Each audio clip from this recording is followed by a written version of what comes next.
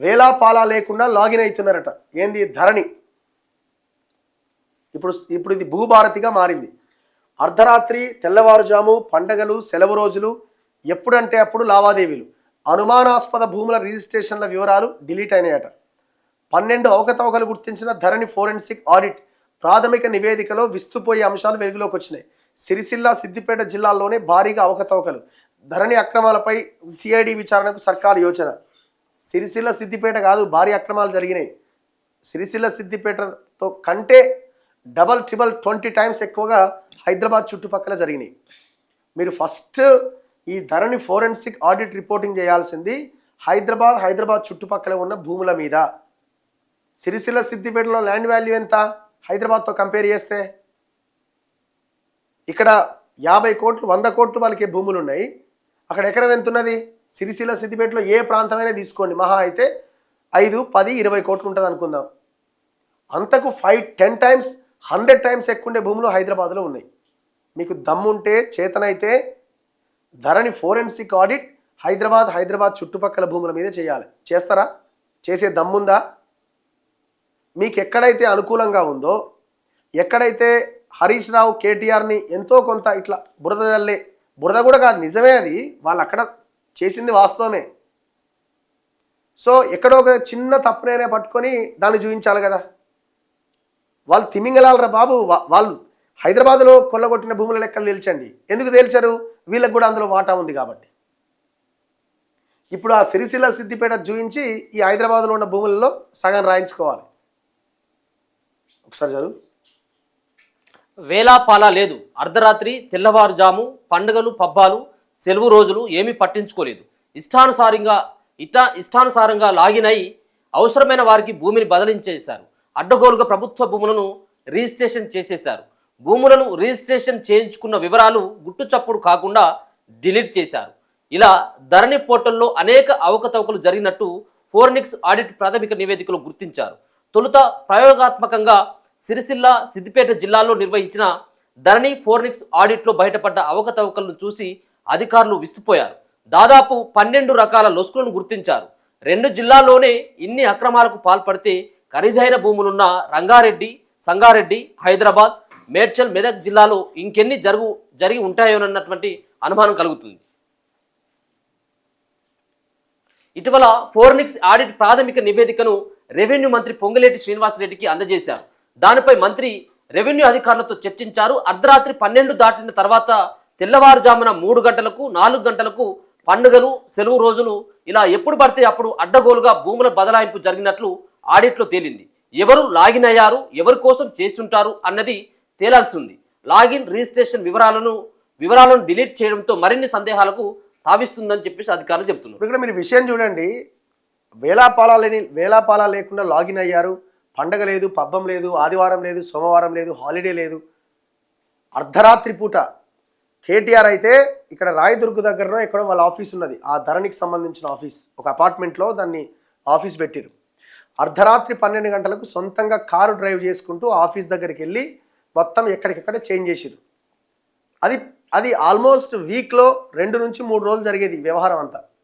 ఇప్పుడే ఒకరి పేరు మీద ఉంటుంది, ఇంకొక 5 నిమిషాలకి ఇంకొక పేరు మీద ఉంటుంది. ఆ రోజు ధరణి దాని మీద ట్రైనింగ్ తీసుకున్నటువంటి కొందరు ఎంప్లాయీస్ కలిసినప్పుడు చెప్తుంటుండే, మేము దాన్ని చెక్ చేసేటువంటి క్రమంలో అరే ఇప్పుడే ఒక పేరు ఉండేది, 5 నిమిషాల తర్వాత పేరు మారిపోయేదట. ఈ జయలలితకు సంబంధించిన ప్రాపర్టీస్ కూడా ఒకసారి కవిత పేరు మీదకి మార్చారు, మళ్ళీ ఇంకొకరి పేరు మీదకి ఒక అరగంటలోనే 3-4 పేరు మారిపోయినాయట.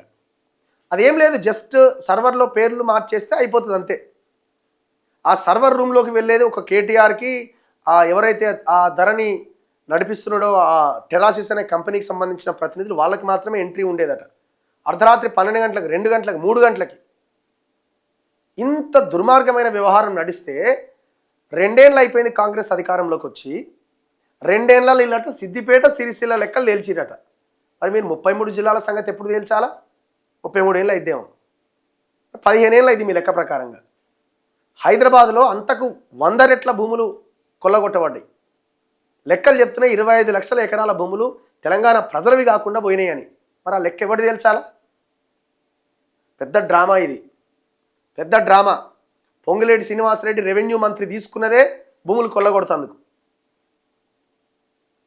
ముఖ్యమంత్రి రేవంత్ రెడ్డి ఏం చెప్పిండు? ధరణిని బంగాళాఖాతంలో కలుపుతాడు. ఏమైంది? భూభారతి తీసుకొచ్చిండు.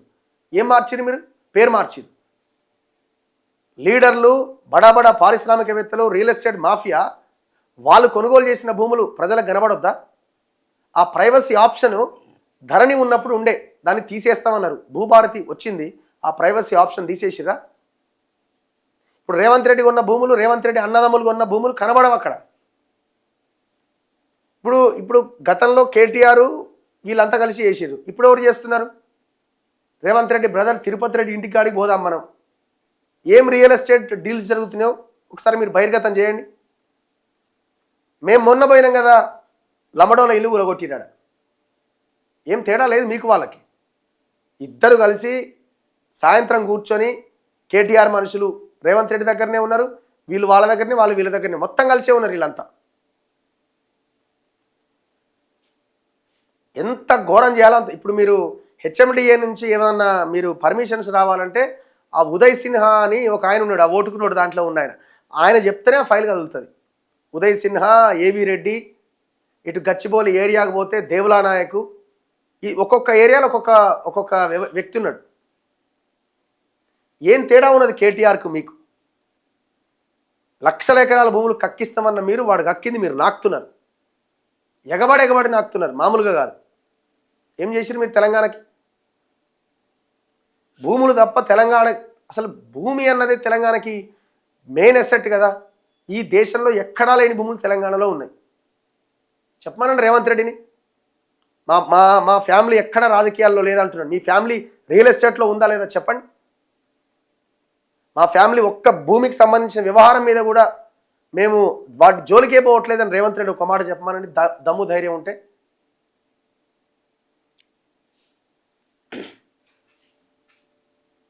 లక్షల ఎకరాలు చేతులు మారినట్టు ఇదేందో చూడు. భూముల లావాదేవీలకు సంబంధించి అనుమానాస్పదంగా ఉన్న లాగిన్లు, డిలీట్ చేసిన రిజిస్ట్రేషన్ల సమాచారాన్ని ఎలా సేకరించాలి అనే దానిపై ఐటీ అధికారులు, రెవెన్యూ అధికారులు సమాలోచన చేస్తున్నారట. 4 ఫుల్ బాటిల్ పెట్టుకొని సమాలోచన చేస్తున్నారా? తాగిన దిగుతలేదా మీకు? ఏం సమాలోచన, ఏం కథ? ఇంత ఓపెన్గా మేము చేసిన వీడియోలకు సంబంధించిన తాలూకా వాల్యూనే 1 లక్ష కోట్లు ఉంటుంది. 1 లక్ష కోట్లు ఉంటుంది. ఏం యాక్షన్ తీసుకున్నారు మీరు? వాడు వర్టెక్స్ వర్మ 340 ఎకరాల్లో వెంచర్ వేస్తుంటే చివరికి మాట్లాడాల్సిన ప్రధాన ప్రతిపక్షము వాడికి దాసోహం అయిపోయి అధికార పక్షాన్ని కార్నర్ చేయాల్సింది పోయి మాకు వ్యతిరేకంగా టీ న్యూస్లో వార్తలు వేయించినారు. ఎక్కడ దుర్మార్గులరా మీరు? ఇక్కడ అపోజిషన్ ఏడుంది, అధికార పక్షం ఎక్కడున్నది? ఆలోచించండి ఒకసారి. తెలంగాణ ప్రజలు కూడా ఆలోచించాలా. 25 లక్షల ఎకరాల భూములు తెలంగాణవి కాకుండా పోయినాయి, మన భవిష్యత్ తరాలవి కాకుండా పోయిన భూములు తిరిగి తీసుకొస్తాన్న రేవంత్ రెడ్డి ఎవరితో చేతులు కలిపిండు? నా ఫ్యామిలీ రాజకీయాల్లో లేదు అని చెప్తున్న రేవంత్ రెడ్డి ఇవాళ నీ ఫ్యామిలీ రియల్ ఎస్టేట్ వ్యాపారంలో ఉందా లేదా? ప్రభుత్వ భూముల మీద, అసైన్డ్ భూముల మీద మీరు మీ ఫ్యామిలీ రియల్ ఎస్టేట్ వ్యాపారం చేస్తున్నారా లేదా? చెప్పండి, ఆన్సర్ చేయండి.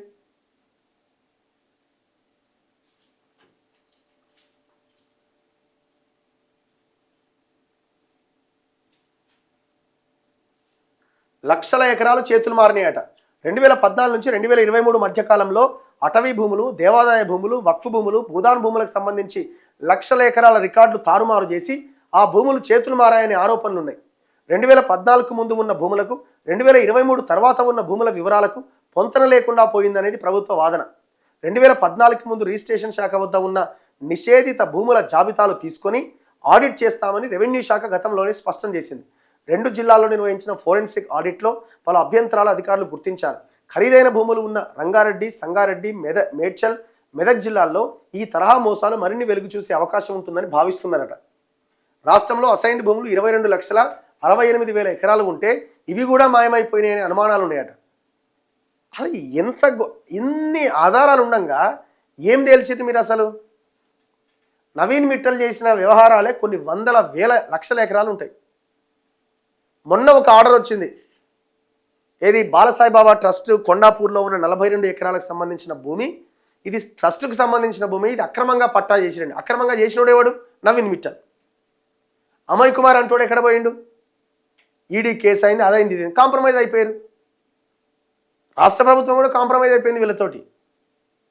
ఇంకా ఆయన పెద్ద ఇదే అని నవీన్ మిట్టలు 1 year పాటు అదే CCLA అదే ల్యాండ్స్కి సంబంధించిన దాంట్లో కొనసాగించిండు రేవంత్ రెడ్డి. మొత్తం అంతా సెట్ చేసుకొని ఇప్పుడు మళ్ళీ ఆయనకి ఇంకొక ఎనర్జీ సెక్రటరీగా పదవి ఇచ్చిండు. ప్రమోషన్ అది కూడా అంతకంటే పెద్ద పోస్టే. ఇక ఆడ దున్నుతున్నాడు ఆయన. 2017లో 1,30,00,000 ఎకరాలు మాత్రం పట్టాలుంటే 2020కి వచ్చేసరికి 1,55,00,000 అంటే దాదాపు 25 లక్షల ఎకరాలు 25 lakhs అంటే గవర్నమెంట్ పేరుతో ఉన్న 25 లక్షల భూములు ఎకరాల భూములు ప్రైవేట్ వ్యక్తుల చేతుల్లోకి వెళ్ళిపోయినాయి కాబట్టి పట్టా భూముల లెక్క పెరిగింది. ఎవరు చెప్పాలి ఈ లెక్కని? ఏడైనా మాట్లాడుతుండా ధరణి గురించి, భూభారతి గురించి, భూముల గురించి రేవంత్ రెడ్డి మాట్లాడుతుండా? ఫక్తు రియల్ ఎస్టేట్ వ్యాపారం చేస్తున్నాడు రేవంత్ రెడ్డి కూడా. ఫక్తు రియల్ ఎస్టేట్ వ్యాపారం. మాట్లాడాల్సిన అపోజిషన్ పార్టీలు మాట్లాడుతున్నాయా? కమ్యూనిస్ట్ పార్టీలు భూమి మీద, భూ పోరాటాల మీద మీ పార్టీలు నిలబడ్డాయి. అరే మీరు కూడా మాట్లాడతలేరు కదా కనీసం.